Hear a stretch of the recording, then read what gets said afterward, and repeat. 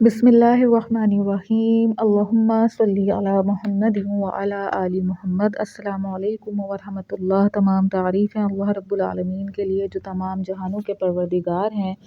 بعد اللہ رب العزت کی تعریف کے لاکھوں کروڑوں درود و سلام بجانب خاتم النبیین حضرت محمد مصطفیٰ صلی اللہ علیہ وآلہ وسلم پر۔ اللہ رب العالمین کا بہت بڑا کرم کہ انہوں نے ہمیں اپنے محبوب خاتم النبیین حضرت محمد مصطفیٰ صلی اللہ علیہ وآلہ وسلم کا امتی بنایا۔ کتاب خوشبوئے صلاۃ و سلام، مصنف حافظ محسن خان۔ ماہنامہ رضائے مصطفیٰ گجرانوالہ سن 2000 میں لکھا ہے کہ خاتون جو نماز روزہ کی پابند اور درود شریف پڑھنے والی تھیں اور منطقہ گورایا ضلع سیالکوٹ کی رہائشی تھیں، انہیں اچانک فالج کی بیماری نے آن گھیرا۔ اٹھنے بیٹھنے اور بولنے سے قاصر ہو گئیں۔ ایک رات خواب دیکھا کہ کوئی نورانی بزرگ کہہ رہے ہیں، بیٹی درود شریف کثرت سے پڑھو۔ وہ خاتون کہتی ہیں، اس خواب کے بعد میں نے کثرت سے درود شریف پڑھنا شروع کر دیا۔ پھر رمضان المبارک کا مہینہ آ گیا۔ ایک شب درود شریف کا ورد کر کے سوئی تو قسمت جاگ اٹھی۔ خواب میں حضور نبی کریم صلی اللہ علیہ وآلہ وسلم کی زیارت نصیب ہوئی۔ آپ صلی اللہ علیہ وآلہ وسلم کے ہمراہ خاتون جنت سیدہ فاطمۃ الزہرا سلام اللہ علیہا بھی تھیں۔ آپ صلی اللہ علیہ وآلہ وسلم نے سیدہ خاتون جنت سلام اللہ علیہا سے فرمایا، بیٹی اس کو کھجور دو۔ تو مجھے سیدہ فاطمۃ الزہرا رضی اللہ عنہا نے ایک کھجور دی جس سے شہد ٹپک رہا تھا۔ وہ میں نے کھا لی۔ جیسے ہی وہ کھجور میں نے کھائی تو میرے خاوند نے مجھے نیند سے بیدار کر دیا۔ میں جلدی سے اٹھ کر بیٹھ گئی اور پوچھا، کیا وقت ہوا ہے؟ خاوند نے کہا کہ 3 بجے ہیں، لیکن تم تو بول نہیں سکتی تھیں اور اب بالکل ٹھیک بات کر رہی ہو اور اٹھ کر بھی بیٹھ گئی ہو۔ پس میں نے خواب والا سارا واقعہ خاوند کو سنا دیا اور وہ یہ سب سن کر بہت حیران بھی ہوئے اور خوش بھی۔ پھر میں نے اٹھ کر بچوں کو سحری پکا کر کھلائی۔ الحمدللہ درود شریف کی برکت سے اللہ پاک نے مجھے شفائے کاملہ عطا فرمائی۔ میرے عزیزوں، اس میں تعجب کی کوئی بات نہیں اور نہ ہی یہ کوئی 1-2 لوگوں کے قصے ہیں، بلکہ ہزاروں لاکھوں لوگوں نے درود شریف کی برکات، کرامات، معجزات اپنی جیتی جاگتی سر کی آنکھوں سے دیکھے اور فیض محمدی صلی اللہ علیہ وآلہ وسلم سے مستفید ہوئے۔ یہ فیض نہیں تو اور کیا ہے؟ صحابہ اکرام رضوان اللہ علیہم اجمعین نے بھی تو اپنی جیتی جاگتی سر کی آنکھوں سے نبوت کی انگلیوں سے چشمے بہتے دیکھے، چاند کے 2 ٹکڑے ہوتے دیکھے، راتوں رات بغیر گٹھلی کے کھجور کے پھلدار درخت تن آور کھڑے دیکھے، سفر معراج کی برکات دیکھیں، خشک تھنوں میں دودھ ابھرتا دیکھا، پتھروں کو سلام پڑھتے اور کرتے دیکھا۔ بادلوں کو سایہ کرتے دیکھا، وغیرہ وغیرہ۔ تو اگر آج ہم راتوں رات کسی شدید بیماری کو شفائے کاملہ ملتے دیکھیں، کسی کو لامکاں کا نظارہ کرتے دیکھیں، کسی کے گھر فرشتے اترتے دیکھیں، کسی کے رزق میں بے پناہ برکت دیکھیں، کسی کو قرض مرض سے نجات ملتے دیکھیں، تو اس میں کچھ تعجب نہیں ہے، کیونکہ درود شریف کا نور عکس نور محمدی صلی اللہ علیہ وآلہ وسلم ہے، جس کی روشنی میں محب درود سب کچھ دیکھ سکتا ہے، جو صحابہ کرام رضوان اللہ علیہم اجمعین نے اپنی ظاہری حیات میں دیکھا۔ میں نے بتایا نا کہ یہ راستہ بڑا ہی ٹھنڈا اور پرسکون راستہ ہے۔ اس سفر کی لذت یا اس سفر کا مزہ صرف وہی اٹھا سکتا ہے جس میں مستقل مزاجی اور محبت سے درود شریف پڑھنے کا حوصلہ ہو۔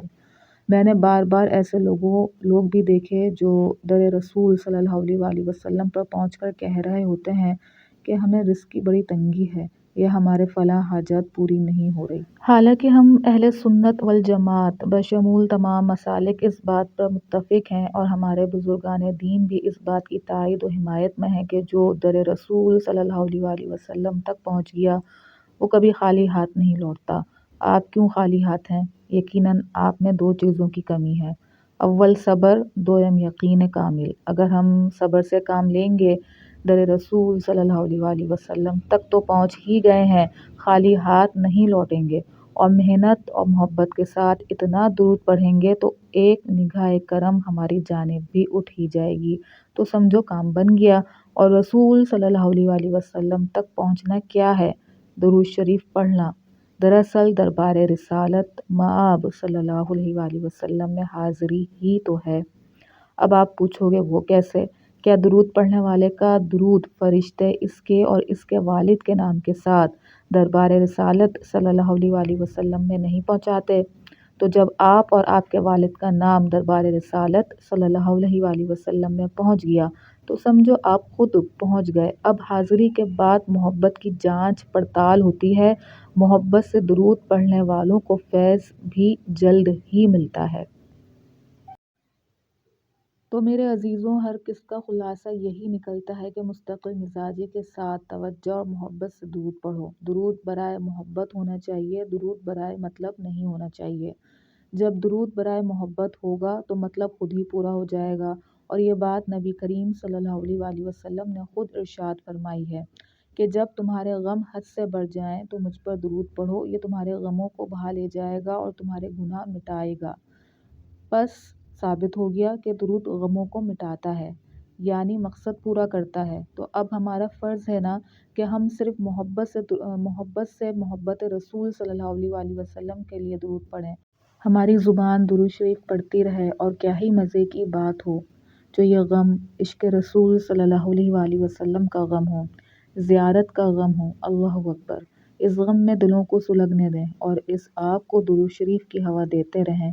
پھر ایک وقت ایسا آئے گا کہ اس دل کے پھپولے پر نبی کریم صلی اللہ علیہ وآلہ وسلم مرہم رکھنے خود تشریف لائیں گے، اور اس مرہم کی ٹھنڈک سے دین اور دنیا دونوں سنور جائیں گے۔ اللہ پاک ہم سب کو درود شریف پڑھنے، پڑھوانے اور اس کی اشاعت اور تبلیغ کرنے کی توفیق عطا فرمائے، آمین۔ ایک ممبر نے پوچھا تھا کہ درود شریف کی تعداد کے بارے میں کشمکش کا شکار ہیں، کیونکہ کوئی کہتا ہے روزانہ اتنا پڑھنا چاہیے، کوئی کہتا ہے کہ اتنا پڑھنا چاہیے۔ میرے بھائی، مختلف بزرگوں نے مختلف تعداد ذکر کی ہے۔ کسی نے کہا ہے کہ دن رات میں کم از کم 100 مرتبہ پڑھنا چاہیے، کسی نے فرمایا کہ 300 مرتبہ لازمی پڑھنا چاہیے، کسی نے فرمایا کہ 3000 سے کم درود نہیں پڑھنا چاہیے۔ تو آپ ان سب بزرگوں کی تحریریں پڑھ کر پریشان نہ ہوں، بلکہ آپ اپنے دل کی آواز سنو، وہ دن رات میں کتنا پڑھ سکتا ہے۔ اگر آپ کو یقین ہے کہ آپ آسانی کے ساتھ روزانہ 3000 مرتبہ پڑھ سکتے ہو تو اپنی تعداد 3000 مقرر کر لو، اور اگر آپ کو لگتا ہے کہ 3000 زیادہ ہے، آپ 300 مرتبہ آسانی سے پڑھ سکتے ہو تو آپ 300 مرتبہ پڑھ لو، لیکن یاد رکھو ہمیشہ وہی تعداد فکس کرو جس پر آپ پابندی سے پورا بھی اتر سکو۔ اگر آپ سوچو گے کہ میں آغاز میں ہی روزانہ 10,000 پڑھ لوں تو آپ ایک دن تو رو دھو کے 10,000 پورا کر لو گے، لیکن اگلے دن کم پڑھو گے۔ کیونکہ آپ کے نفس کو اتنا بوجھ اٹھانے کی عادت نہیں ہے۔ اس کا طریقہ یہی ہے، وہی تعداد منتخب کرو جتنا روزانہ پڑھنا آسان لگے آپ کو۔ جب ایک تعداد پر آپ کی عادت پختہ ہو جائے، پھر بے شک تھوڑا تھوڑا کر کے بڑھا لو تعداد کو۔ ہر بات سے ہر بار پریشان نہ ہو جایا کریں، یہ شیطان وسوسہ ڈالتا ہے کہ زیادہ پڑھ زیادہ پڑھ، پھر ہوتا کیا ہے، زیادہ کے چکر میں تھوڑے سے بھی چلے جاتے ہیں۔ لہٰذا کم سے زیادہ کی طرف جائیں، آغاز میں کم پڑھ لیں لیکن روز پڑھیں، ناغہ نہ کریں، بعد میں آہستہ آہستہ تعداد بڑھا لیں، بس یہی سب سے آسان طریقہ ہے۔ صلی اللہ علی محمد، صلی اللہ علی محمد، صلی اللہ علی محمد۔ کتاب خوشبوئے صلاۃ و سلام، مصنف حافظ محسن خان۔ اللہ پاک بات کو سمجھنے کی، اس پر عمل کرنے کی توفیق عطا فرمائے۔ اپنے نبی خاتم النبیین حضرت محمد مصطفیٰ صلی اللہ علیہ وآلہ وسلم کو پہچانیے، ان سے محبت کیجیے، ان سے اپنا رشتہ مضبوط کیجیے، اور خوب درود و سلام کا تحفہ بجانب خاتم النبیین حضرت محمد مصطفیٰ صلی اللہ علیہ وآلہ وسلم کی خدمت اطہر میں دل و جان سے پیش کیجیے، اور تمام امت محمدیہ صلی اللہ علیہ وآلہ وسلم کو اپنی قیمتی دعاؤں میں ضرور یاد رکھیں۔ السلام علیکم ورحمۃ اللہ۔